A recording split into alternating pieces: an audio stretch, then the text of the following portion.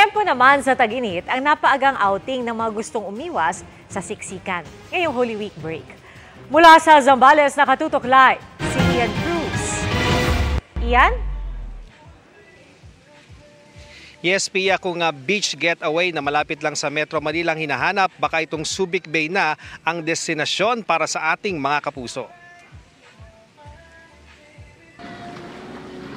Post dito, selfie roon. Ganyan na sa mga resort sa Subic Bay, sakop ng Calaklan, Olongapo City na IG-worthy sa ganda ng tanawin. Tila wala ring pagod ang mga bata sa paglalaro, sa paglangoy, o pagtatampisaw sa dagat. Nauna na sila sa inaasahang pagdami ng mga papasyal sa Semana Santa. Para iwas sa maraming tao. Iwas kasi maraming sigurado tao, crowded. Kaya pinili namin ngayon. Kabilang sa padok dito ang floater o inflatable park. Masaya po. Sobrang exciting po. Sobrang adventurous po. Yung pag-akyat mo pa lang, ihingalin ka na.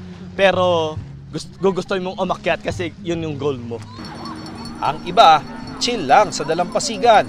Kumakain, umiinom o nagsasayaw kasama ang mga tropa.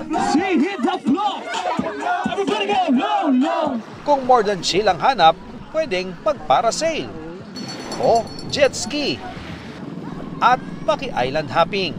Maraming resort dito ang halos fully booked na para sa Semana Santa. Puno na po kami sa mga aircon room, may mga natitira pa po kami yung non-aircon unit po.